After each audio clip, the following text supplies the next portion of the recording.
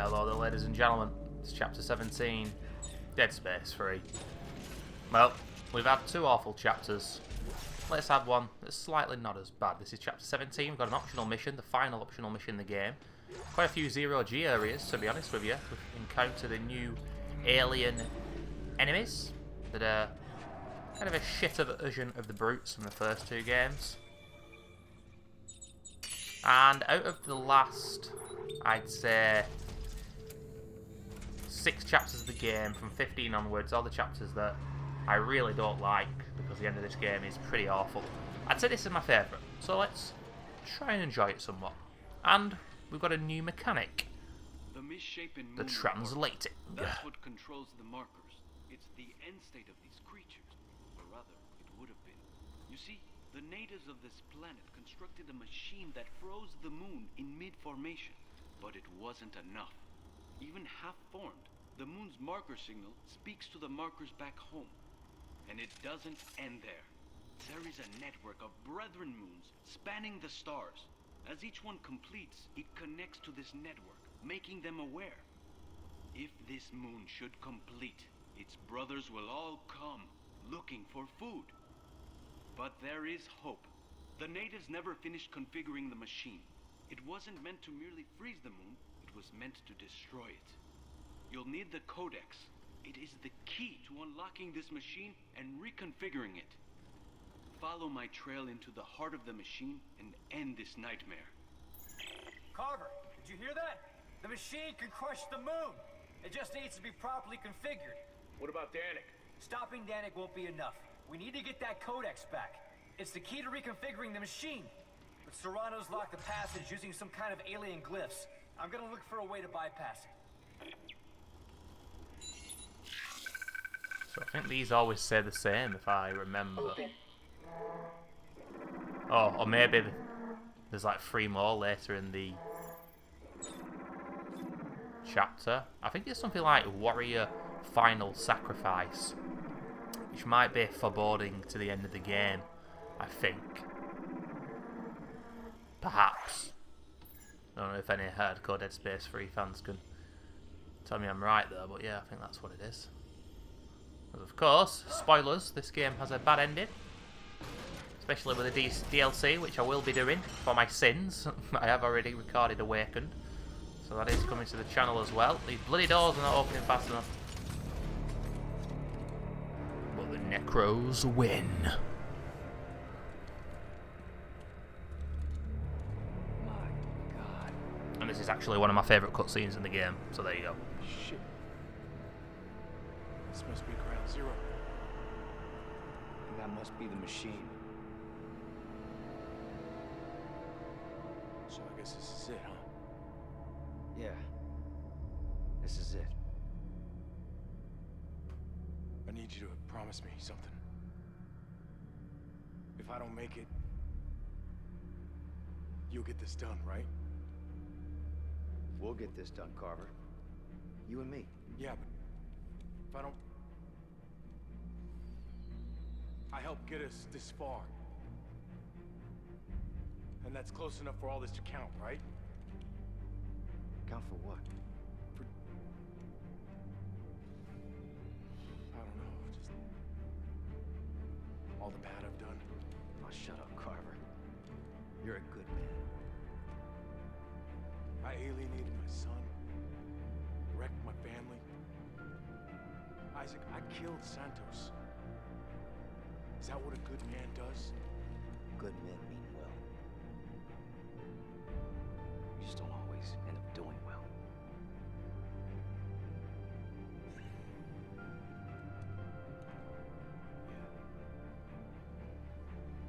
Hey. I'm sorry about Ellie, man. Me too. Me too. This way! Clear that rock! Look, it's Dan. It's not too late. Turn back now, right? Let's go get that codex. 2 Space Bros. Yeah, I like the music there. I like that cutscene. A few goosebumps. One of the only kind of genuine, heartfelt cutscenes in the game. Pretty cool cutscene.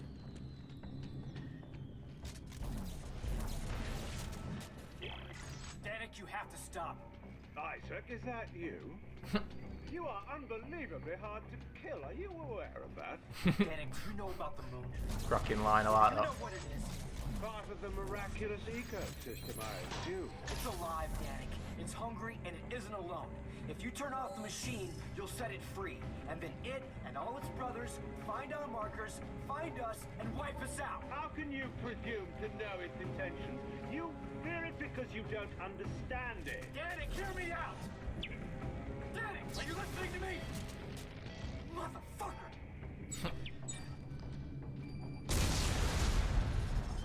So we've got a new mechanic here where we've got to put these kind of explosives in place. Just so dialogue can happen without us running on ahead, I guess.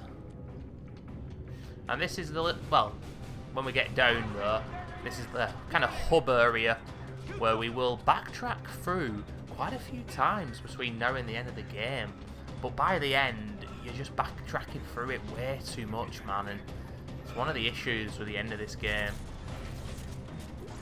Like, backtracking doesn't need to be bad, of course not. I'm an old school Resi fan. It can be done very well in a survival horror game, and I know this isn't survival horror by this stage, but it can be done well regardless of game genre, but I just feel like it ends up getting a bit boring, to say the least. Yeah, on the wall! Stop him at Isaac! He's getting away! Hang on! I got a plan!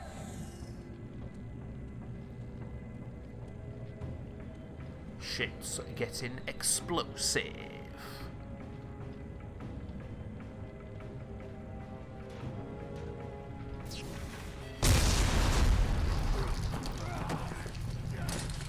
.300 IQ.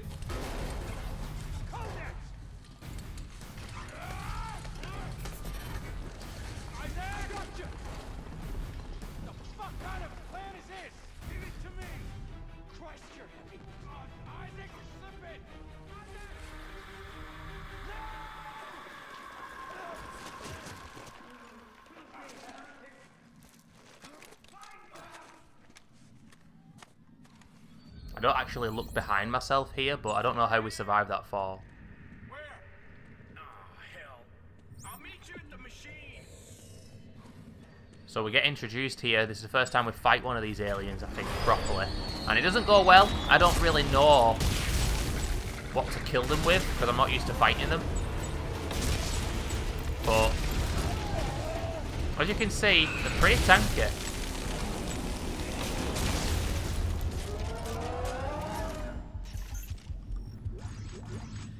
Tanks about 3 or 4 grenade launcher rounds and quite a bit of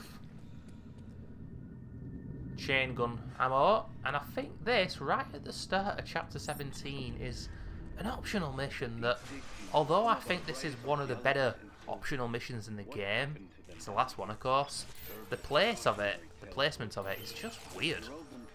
So late in the game, man. Every time I replay this game, I always do the optional missions, and the game would go a lot faster if I didn't, but I just can't help myself, man. I don't know.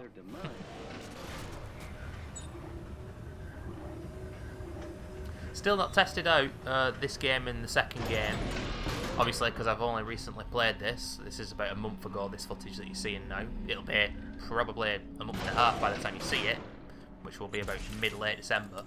But you know, it's a couple of months since I played the second game, but yeah, the Xbox higher frame rate, I don't know if that's just on the Series X, and I also don't know what the frame rate is exactly. Digital Foundry just did a video on Fallout 3, Gears 3, Mirror's Edge, and a few others, but they didn't touch Dead Space 2 and 3, it's quite interesting. They didn't talk about it whatsoever, for some reason. Strange.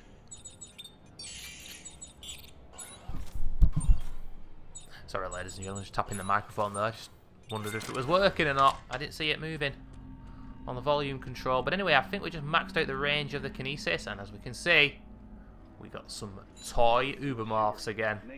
They make me laugh in those little containers, man. Holy shit.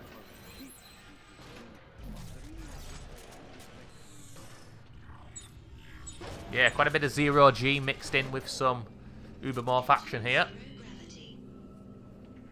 Or regenerators, whatever.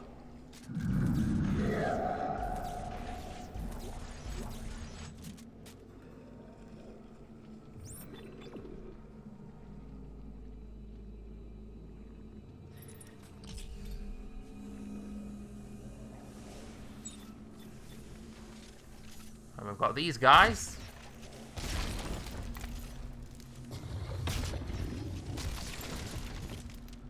Two shots and they're done. Can't complain. Oh! Oh shit, is that dead? Oh, watching this back, I don't even know if that's dead. Oh, it's not. Oh, bloody hell, I stasis that paint can or whatever the fuck it is. Okay, you get multiple items for killing those guys, so you may as well. Rinse and repeat. Probably going to follow the same strats here.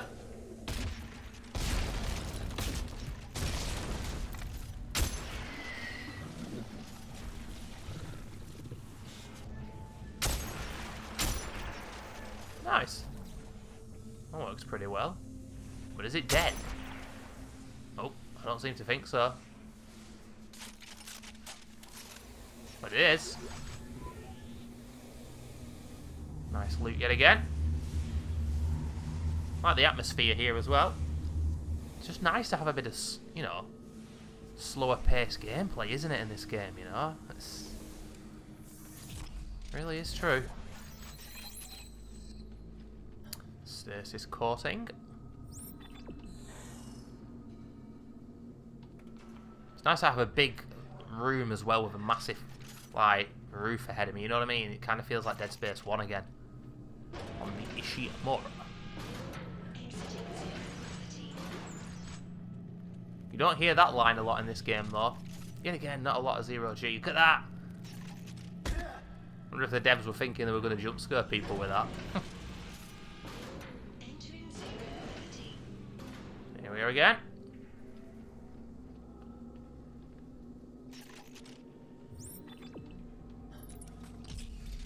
Just using the objective marker thing here to find my way around because it can be a little bit confusing where to go here, especially in your first playthrough.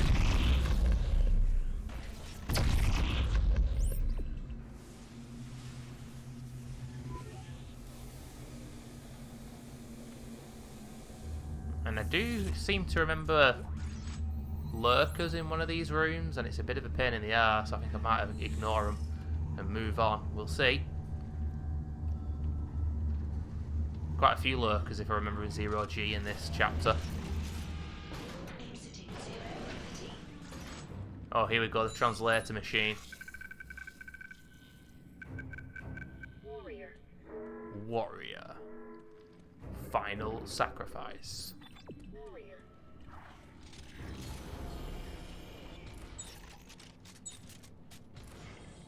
Oh, you open one of these doors as well, and an alien pops out. And I totally forgot about it, I must admit.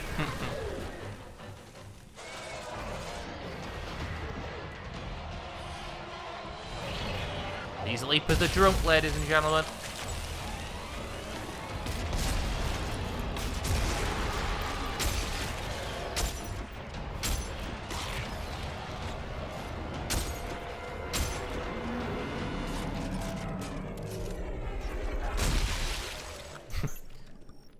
That leaper getting stasis sounded like an aeroplane in the distance there. I don't know why, but it did.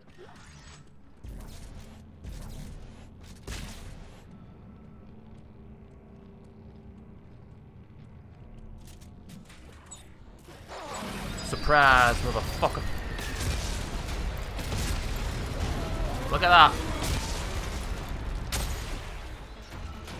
4 grenade rounds and a Seeker rifle bullet? Stasis does absolutely nothing. What the hell? You know it could only be Dead Space 3 by now, ladies and gentlemen. There's a guy who posted on the subreddit tonight. He was pretty angry. Angry, not hungry. And he was saying how unfortunately, he wasn't happy with the remake, and he would have been happier with a definitive edition, although that's a bit of a dirty word at the moment in gaming, isn't it? You know, HD remaster instead of the trilogy. And that's the way I feel, because this remake is going to force there to be no remaster of 2 and 3.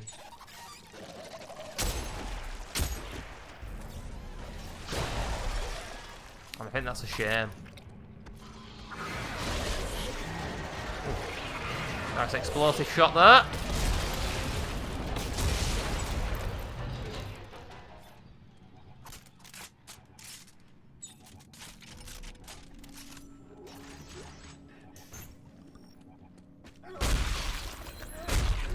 Because surely even EA aren't naive enough to think, oh, we could end up remaking 2. I mean, what's the point? I know that 2 is probably more loved than the first game, but what's the point? What is the point of waiting to see how many units the remake sells? The remake will sell about the same amount that the original freaking game did. Because it's in the ethos of the first ever game, which is a pure survival horror game. It'll sell better than Dead Space 3 did. Because the writing was on the wall, because you're a bunch of fucking pricks here. But it's not going to sell 10 million units, it'll sell about 3.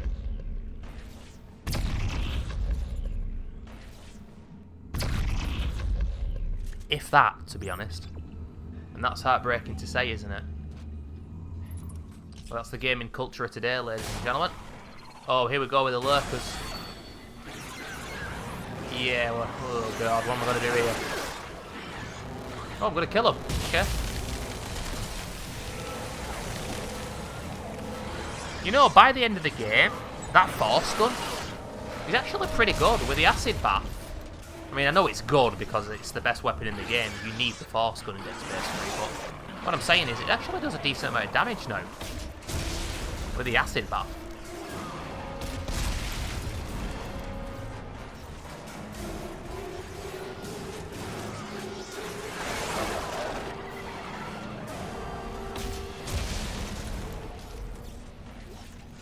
Grenade launcher actually doing instant kill damage. This is hard to believe. It's not so bad.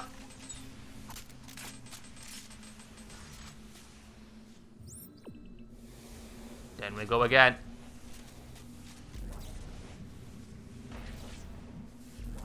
Oh, wide of the mark.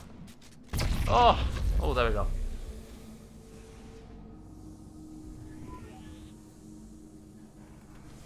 Another 15 minutes of this video. 29th of November, Monday 29th of November tonight. And I'm narrating over chapters 17 and 18. And tomorrow I'm going to do 19 and Awakened.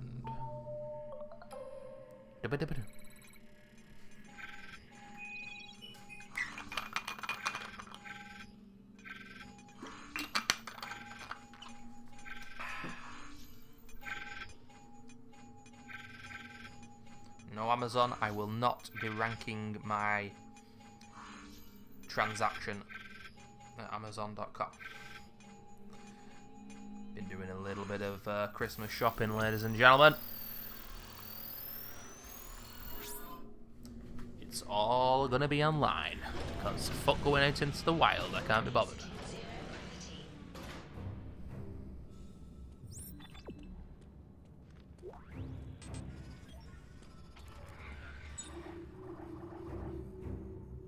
So I can't remember if it's a kind of...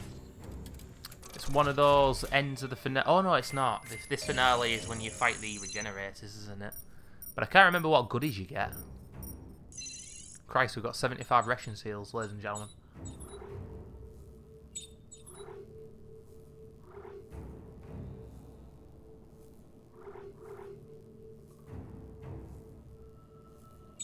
How many times on this game have I looked at the bench and tried to do something in vain? It's a true definition of insanity, just looking at it and expecting something to happen. It never does.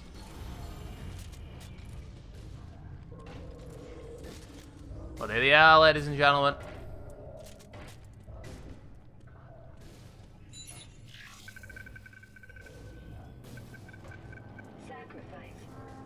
Warrior.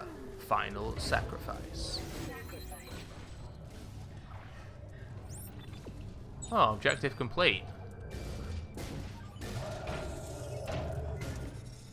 Sure hope these guys aren't going to break out. I think this doesn't go too good. I think I make a few mistakes. It goes a little bad, but could have been worse. Oh, dropping the ammo though. Oh, we're taking it with us. Yeah, okay.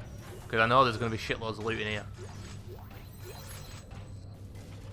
Man, the upgrade, not the upgrade, well, yeah, the upgrade system, but also the inventory system in this game makes me angry.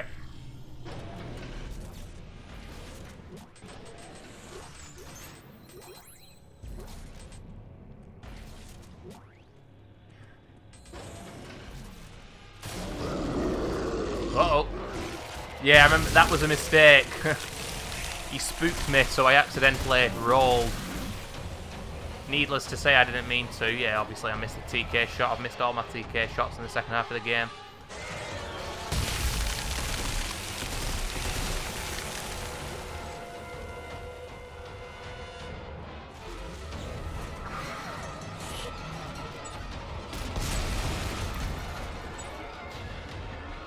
And this is quite nerve-wracking because you've got to do this hacking machine.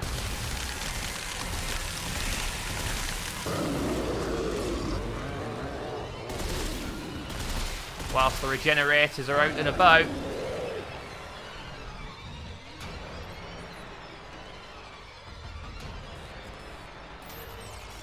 And I can't remember with this, if you do like 2 in a row, but then don't do the last one, does it remember the first 2? I don't think it does save them.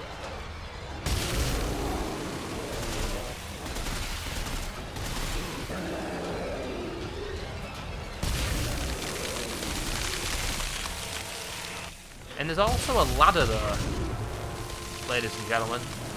But I can't remember what's down there.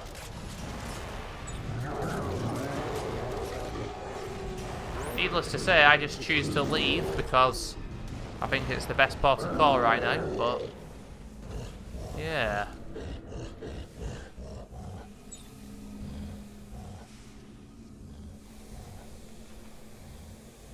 We'll never know what's down that ladder. I don't think it's that exciting. But yeah, I mean, this optional mission, well, it's taken up most of this chapter, to be honest.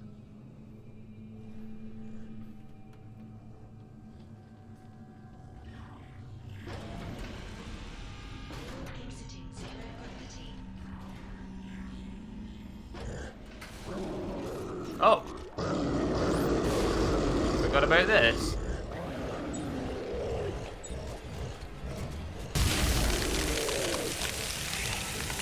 Oh, nice. Doing a Fred Durst at the moment, ladies and gentlemen. Rolling everywhere.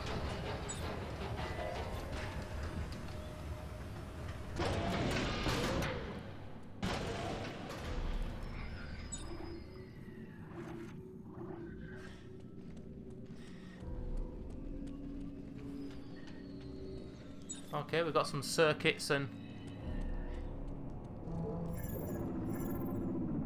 spare part boxes. It's just a shame that with this game that the optional missions, if the game was much slower paced, it could have been like really important loot, but ultimately the loot never feels that important, in my opinion. Not important as it could do. But we've got a few interesting rooms here with 0G. Not G, ladies and gentlemen. G. And there's yet again lurkers here. A little bit awkward because you can't see where the hell anything is. And they're kind of camouflaged, as you can just about manage to see. They're hard to make out. So I'm just following the objective and slowly making moves.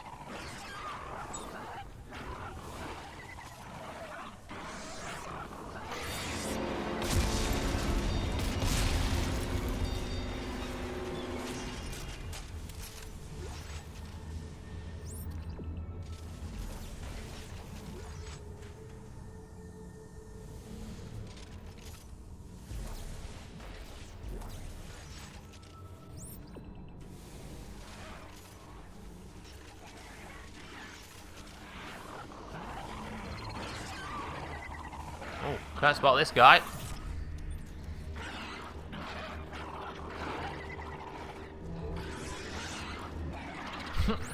Puzzle's telling me the answer, but I'm not ready for it yet. Oh, there he is.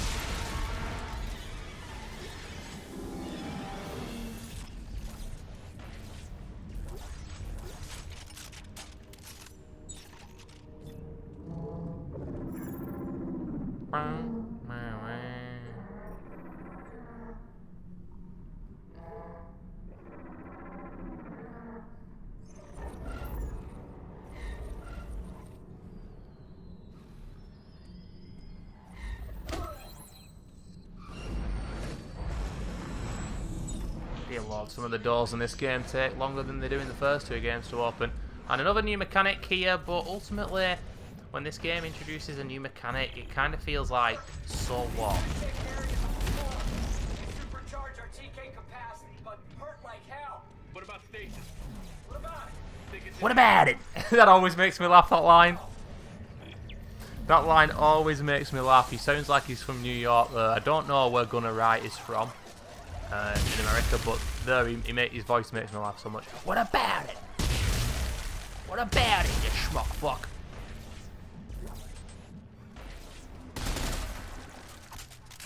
But yeah, you can supercharge your TK, but ultimately, it's cool a little later, and you do it with the final boss, and the final boss is more of a showpiece than anything. It's not hard. It's not a proper boss, really. At least it's not that bad. It could have been on this game, but it's not great either. Like I say, it's a showcase more than anything. Where you're on the TK and you're just tearing limbs off Necros without using ammo. It's obviously a late game, maybe meant to make you feel ultra powerful. It's kind of fun, but it's also kind of throwaway, man. I don't know. Here we are again with the upgrades looking to change things. This man has got 20 IQ, ladies and gentlemen.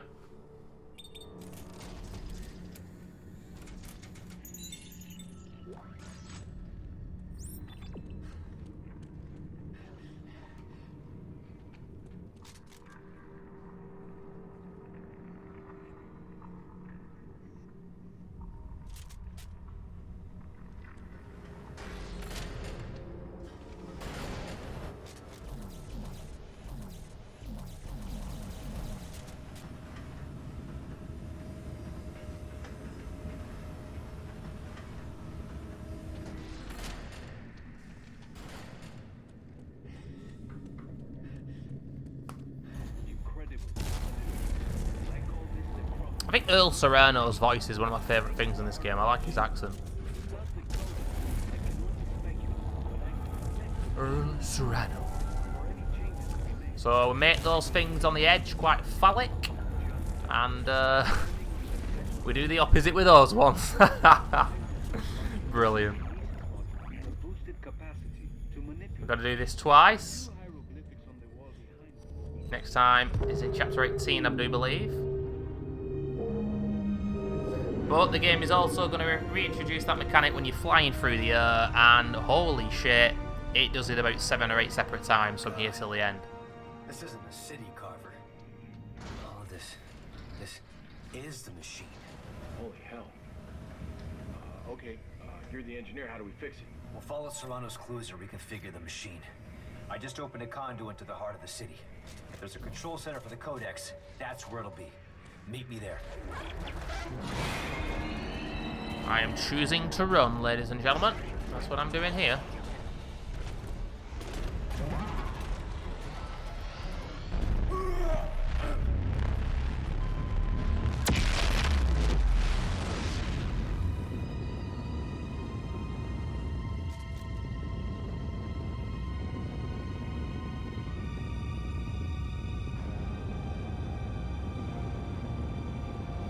I mean, here, to be fair, it's just a way and a means to get you across the map. There's no danger of you messing that up, of course, but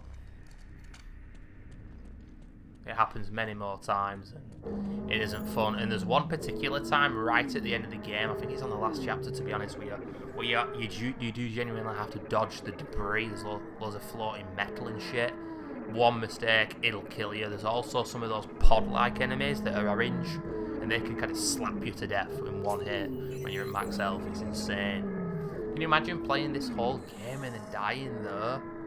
Like, to do a hardcore playthrough of a game, a permadeath playthrough, for me personally, you've got to really enjoy, love and respect the game and appreciate its mechanics. And with this game, it's just, there's too much bullshit in it for me to take it seriously on hardcore.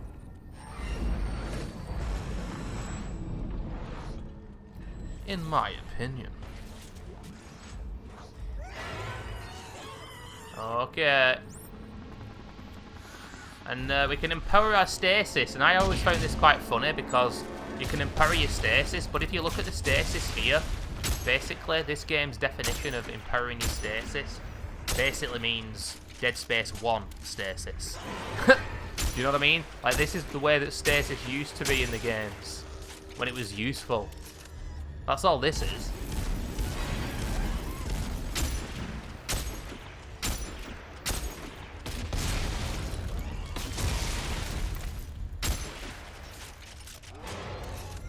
Enjoying picking these guys off with a Seeker rifle though, I must admit.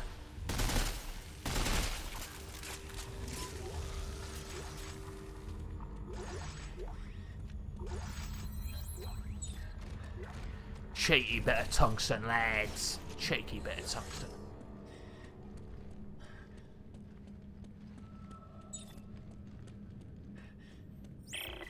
Hey, Carver, I'll bet this supercharging effect might let us TK the limbs right off Necromorphs while they're still moving. That's great. Thanks for the tip. Carver's happy with the tip, ladies and gentlemen. I like the fact that Clark says that before they turn up as well. Right on cue.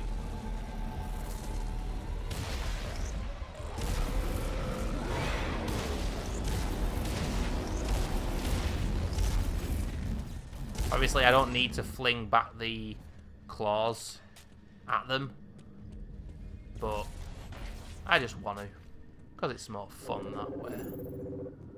But ladies and gentlemen, I will see you for Chapter 18, the penultimate chapter of the game.